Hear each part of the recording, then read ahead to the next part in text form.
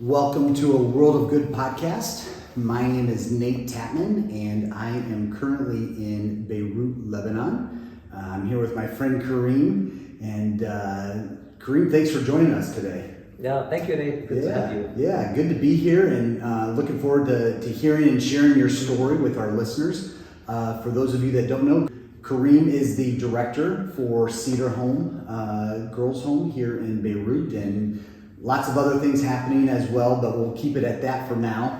And you serve in this capacity along with your wife, Rita. Exactly. And you have your two daughters with you. And again, we'll kind of get into your story here, but just sharing a little bit about your background, who you are, and where you're from. Sure. I was born in Lebanon, in a town called Beit Shabeb, 30 minutes away from here, in 1971. And I've lived there up to my 18th year until the Syrians occupied our part of Lebanon. It was a beautiful, upbringing, life. We're five kids, mom and dad. Lebanon, as you see, a beautiful place. Very beautiful, yeah. Yeah, but I decided to leave because I really couldn't.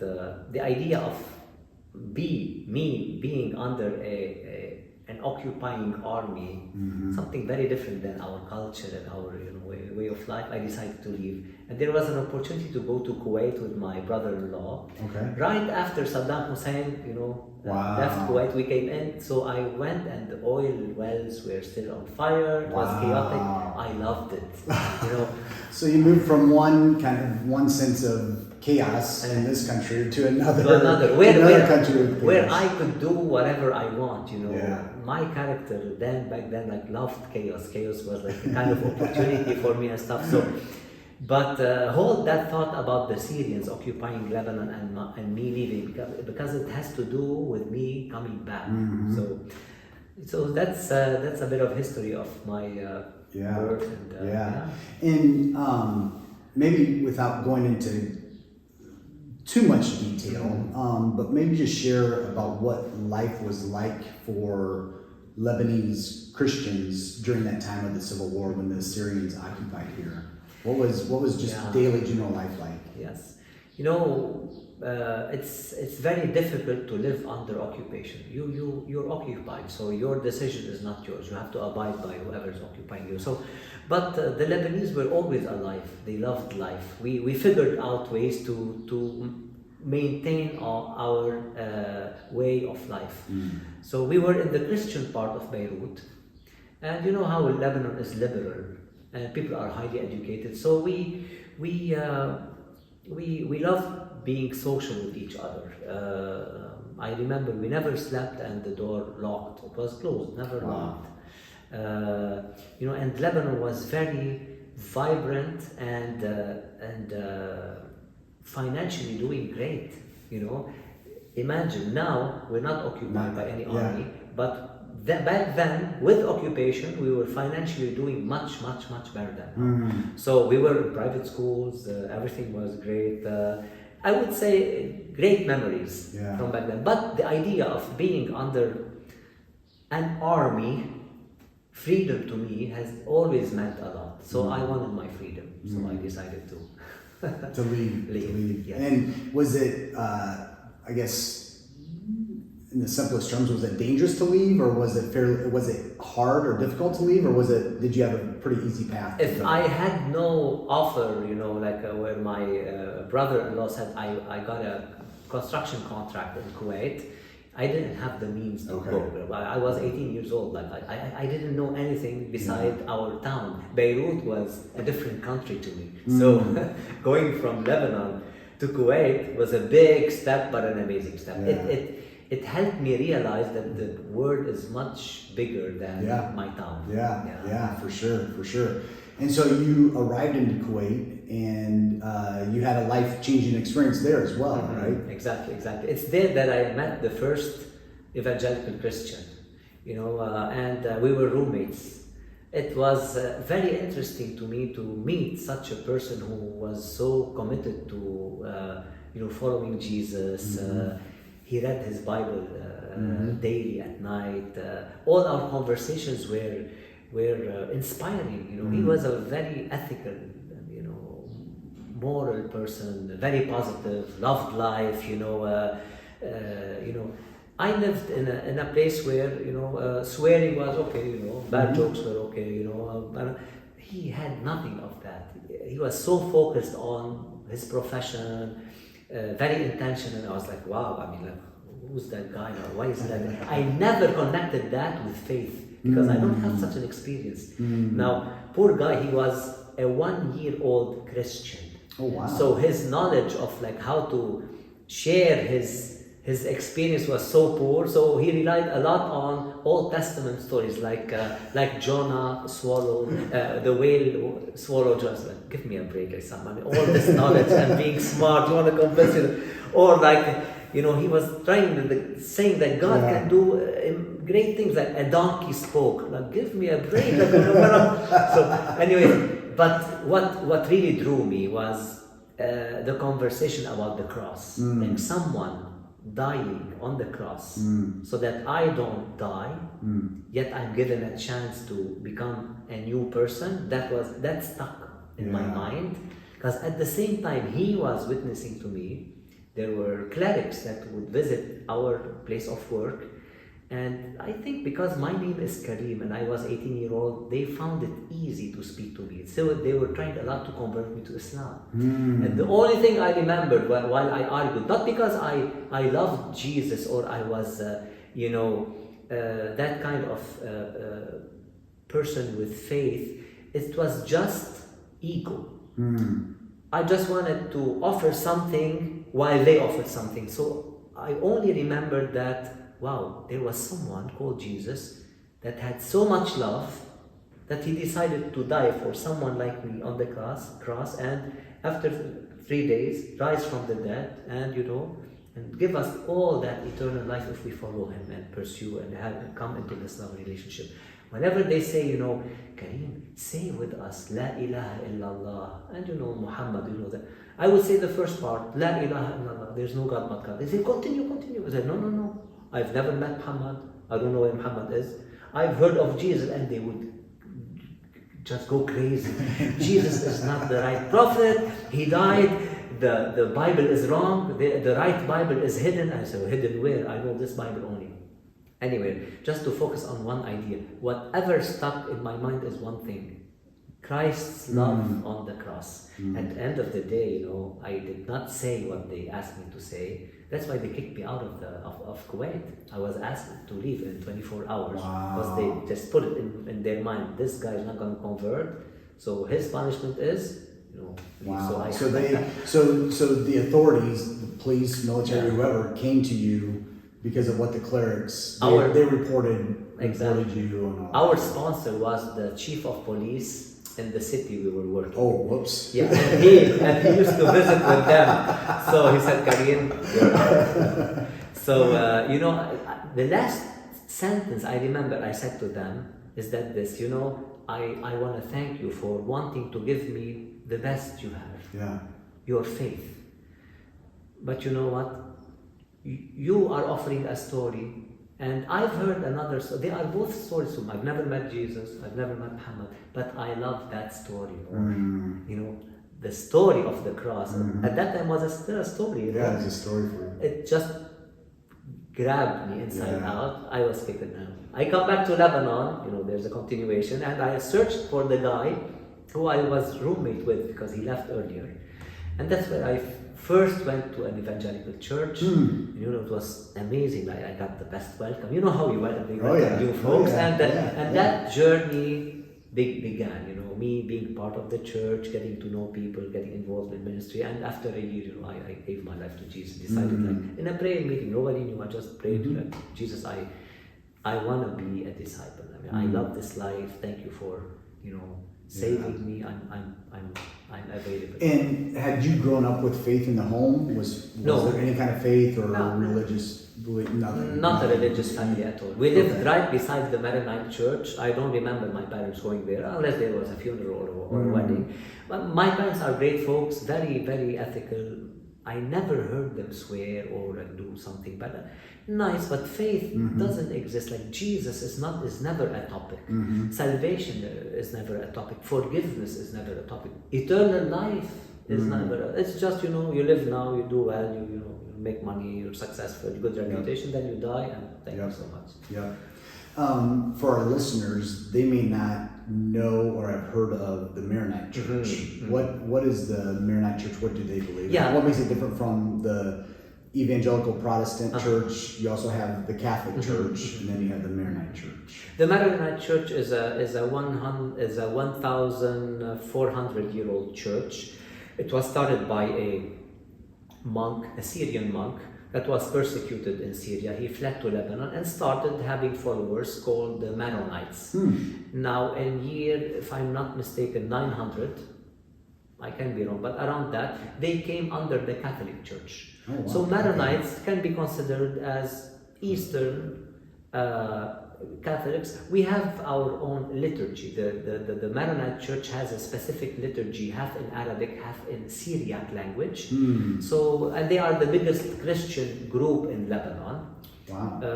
I was born to that faith. In Lebanon, when you get born, your denomination is on your ID. Yeah. So you have to carry that around. Yeah, exactly. With you, So I'm called a Maronite in Lebanon. Wow. Okay, so again, kind of fast forwarding in your story, you come back to Lebanon, you join an evangelical church. Then what happens? Then, I stayed here for, if I'm not mistaken, 1996. So I come back at 1994, 1996, I go to Saudi Arabia. Now, those 2 years, I was very active at church, evangelism, leading worship, Bible study, and we almost had a meeting every day because the church was close to my town. As long as I remember, I'm the only person from that town that went to an evangelical church. So the folks at church were like, "Wow, someone from and amazing group." Then in 1996, I went to Saudi Arabia again because I couldn't do with being under a foreign army. Once I was visiting my friend and I had to pass through a Syrian checkpoint at night. I was stopped. In Lebanon. Yes, and interrogated, and that to me was like a reminder that no, I cannot do this.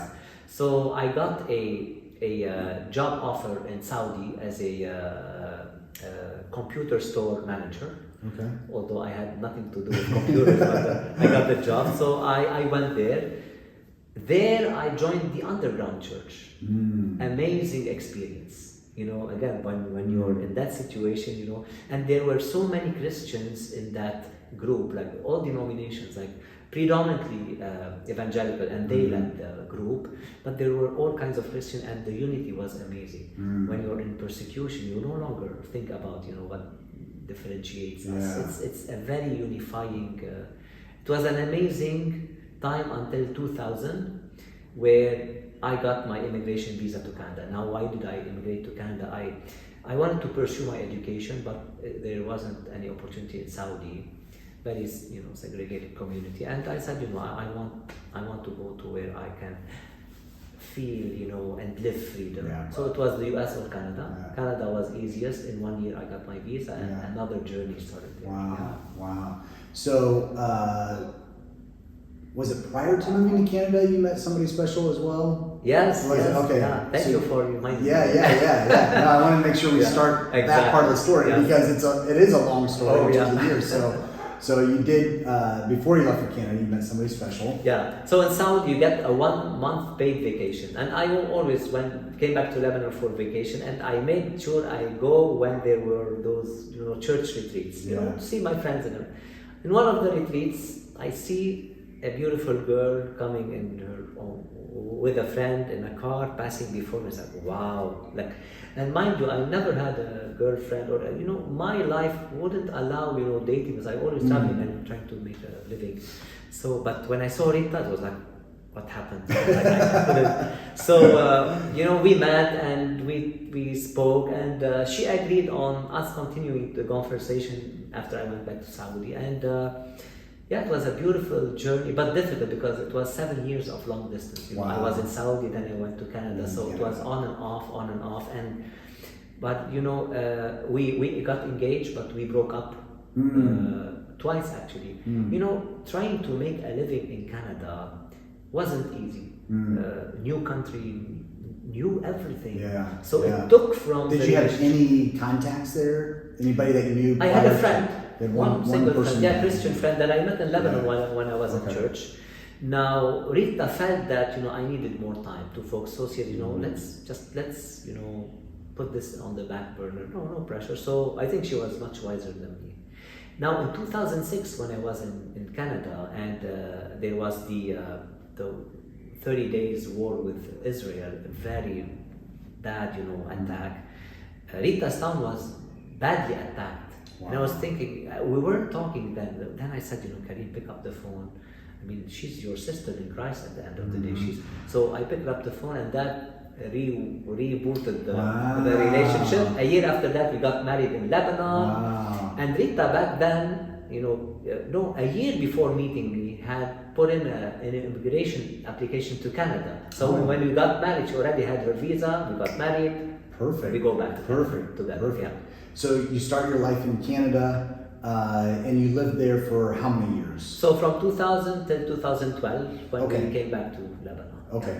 And I believe, because we were talking about this earlier, it was maybe for a year or two, both of you, maybe kind of separately, started feeling this kind of call that God was putting in your hearts in terms of returning back to Lebanon. And yeah, maybe just share about that Sure. period of your life. So in 2009, around that time, we were both like having this feeling like about Lebanon. Can I go there?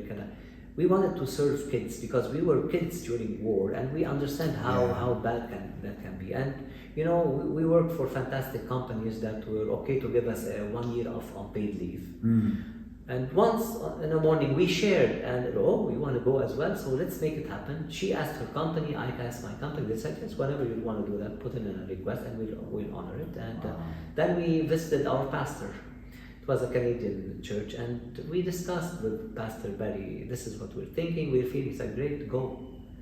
And I'm gonna, you know, pray with you and for you until this happens. So, great, we have the first supporter. So on the next meeting with him, he invited a missionary from our organization, the organization we're with now, and he said the same thing, like, great, guys, if you want to come, I think it's great. If Pastor Barry is recommending you, I think it's going to be easy. And then we followed the process to join the mission organization we're with, so we were appointed. So then, you know, psychological assessment, training, you know, fundraising, and so forth. And in 2012,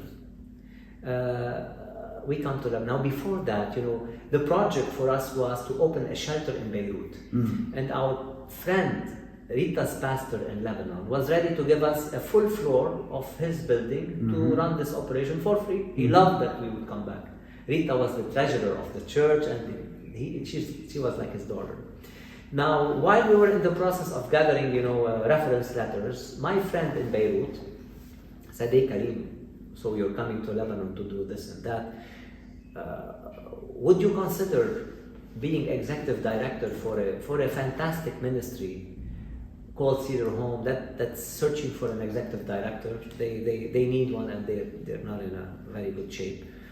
And I've never heard of Cedar Home before. So what I did is I visited. You know, he got me a meeting with them. I visited the board and the folks here, and I thought, yeah, I can do this. Wonderful folks, you know, and we met. I heard what they had to say, and I took it, from a good heart, as if an opportunity presented itself. And I told Rita, hey, this might be an opportunity for us to get reacquainted with Lebanon, because I've left. Because you had been gone for so long. Exactly. And I've never ran a charity before. I've never did fundraising. So maybe this is a good platform also to meet the people in Lebanon. So we said, yes, we'll help you for a year. So we come in 2012, and this is now our 11th and a half year at Cedar Home. Wow. And since then, you've had kids as well. You have 2 daughters. And maybe just share a little bit about the ministry of Cedar Home overall, and the programs that you run, and then yeah, the kind of the vision moving forward. Sure. We had Naomi and Naya in Canada when we came back to Lebanon. Naomi was 2 years old, Naya was 2 months old. Wow. So they didn't remember Canada. We don't remember all the cold weather. And no. We had the opportunity to go last year summer all together. They loved it. Anyways, yeah, we come to Cedar Home. Cedar Home is a 72-year-old ministry. Wow. It was started in 1950. Wow. And it continues up to today. What we do, simply or high level explanation, we help girls, orphaned, disadvantaged, refugee, any girls that need a help in a residential program. So we have this residential program where we host the girls, we take care of them holistically. And Cedar Home is a Christian ministry, Christ and teaching the Bible is core here. We do this in our 5-floor campus in the town of Salim in Mount Lebanon. And the vision is to continue doing what we do best. Now, our latest addition to the vision is to start a boys' home. Mm-hmm. The project is still in fundraising process, but we expect to start renovating the campus where we're going to run that ministry mid this year. The aim is to help boys in some form of child labor, where we're going to take them in, teach them a trade, take care of them, and spirituality is a core component for us. We want the boys, like we do with the girls here, to know Christ, to be part of the church, and to grow with having a nice network called church Christians. Yeah. So this is our life, our 24-hour job, our 24 hours calling. We breathe this ministry. We love it. It's not easy. It is a difficult thing to do, but the reward behind it, is second to none. I don't think Rita and I will ever go to any corporate work or secular. We love ministry. We love, serving in the kingdom. We love the fact that Jesus is using us with children to change their lives. And Rita's background is in education. Yes, exactly. And so maybe just share a little bit about the roles that you guys serve in here at Cedar Home. Mm-hmm. So Rita is a professional teacher, and she's done that in Lebanon, a bit of that in Canada before moving to corporate world. Rita, whenever I'm asked, I say Rita is core in this ministry. I'm not.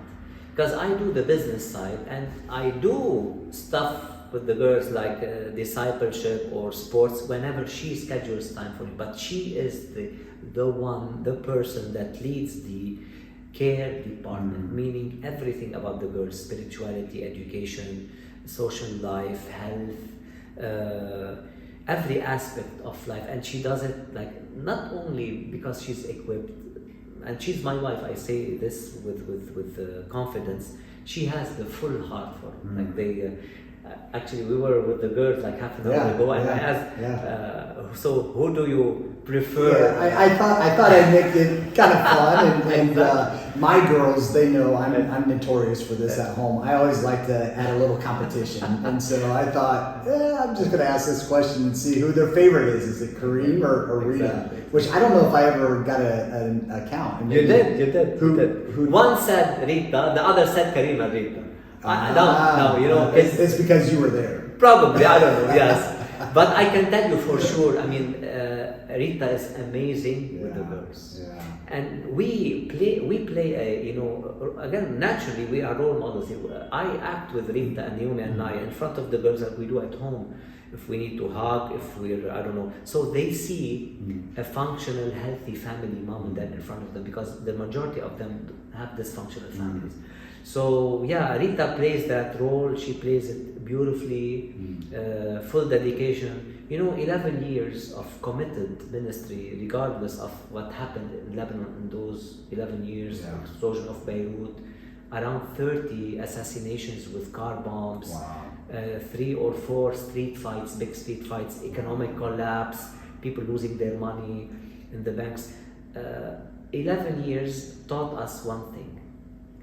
The commitment and the consistency is because Jesus is walking Yeah. either a step ahead or beside us. Yeah. You know, we follow, and it's beautiful. You know, if we rely on our simple humanity, we probably would think, oh, Canada would be better for Naomi and Naya. You can get anything online, everything's there. But it's not about that. If it's about anything, is like really the purpose of us being anywhere. And so what's the purpose of us being in Lebanon is to do this specific role, helping those girls, and we're very happy we are called to do that. And I know, just spending these last few days with you, it's you're focused on the here and now, but you're always thinking about what's next, and those questions center around what are the needs of the girls, and so or the children, because of this boys vocational home that you're working on next. But I know another project at some point down the road is what happens after the girls, especially, leave this home, Exactly. and the needs that they have. If you just want to share a little bit about some of the challenges there. Sure. So Cedar Home for Girls is set. It's up and running. Boys Home by the beginning or second quarter of 2024. There is a question we need to answer, and we're working on the answer to that. We have a girl who's going to graduate next year. She's going to go to college. Now, in our system here, we don't keep care for adults. It's only for children, so under 18. And that's legal government requirements. Yes. You're bound Exactly. by law to only focus on that age. Exactly. And the dynamics of caring for an adult is different even legally. We cannot do it, you know. So we're thinking, but to go back a bit, Lebanon is not in a situation economically or socially or whatever to have an 18 or a 19-year-old girl go in life and easily get access to university, food, accommodation, transportation, health. Those things don't exist. And the girls don't have, even like regular families now are struggling to meet the basics of that. How come then someone without a mom or a dad or a mom and a dad?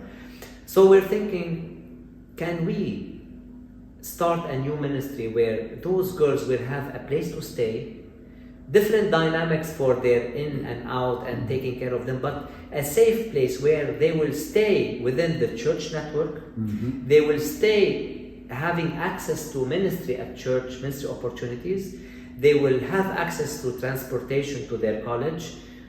In return, or for their sake, they have to run their home, you know, they have to cook, they have to take care of the place, but it will be under our supervision as a ministry. We will remain being the big brother, you know, for that, and I think that's the next vision for us. Yeah. Very good. Well, the name of this podcast is A World of Good. And so one of the questions, the last question we always ask is, what good is God doing in your world today? I'm kind of springing this question on you, I know, but if you could just share one or two things. Sure. I can tell you, like I told you before, we feel we are in a vehicle. Although I sit in the driver's seat, but it's on autopilot. God is doing everything. Like if you tell me how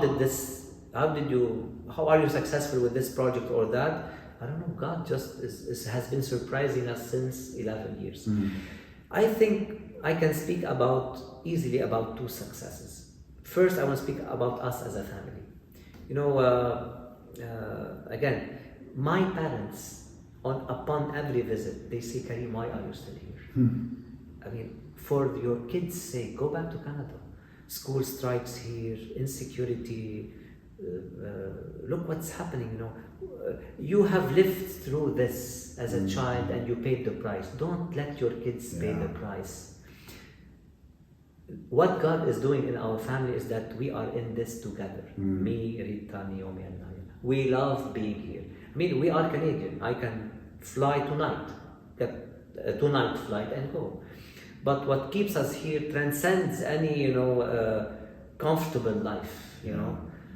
Maybe on the human level, because we can go to Canada, we feel we can stay. That's a factor, that's a blessing. But no, as a family, we are in this together, and I love how Naomi and Naya understand what mom and dad are doing. I love that they can live in the same building with the girls, be their friends, yet we have our privacy and manage how we live as a family. I love that, if there's something we're doing for our kids is probably, I don't know, if they choose in the future to follow mom and dad's steps in serving others. So I would say this is a great success. The other success I would say is, I love how Cedar Home, although it's a small ministry, we're not like thousands of people. We are one campus now, next year another campus. But because Lebanon, everything in Lebanon seems to be failing and struggling, and Cedar Home is growing, I love that it's a message of hope for the Christian community. When they see there's a ministry flourishing and things happening, this is hope, and we want hope to be spread. We are not, how to say, dropping Lebanon off our list. It's not going to be a failed state and the church will not be active. No. If there's any hope, it's Christ. It's anything that has to do with Jesus, either the church or ministries like Cedar Home that spread hope. And I'm very happy this is God is doing this nowadays. Yeah, very good, very good. Well, Karim, thank you so much. Thank you for the work that you and Rita are doing here, and Naomi and Naya as well. It's so great to see a family doing ministry together, and that's one of the things that we've always prided ourselves in, our family. And it's not always easy. There are many challenges in trying to raise your family and do ministry at the same time and together. And so just thank you so much for your work and your commitment and your heart and your passion to the Lord, but also to the girls, and hopefully soon the boys that you're going to be ministering to as well. So thank you so much. Thank you, Nate.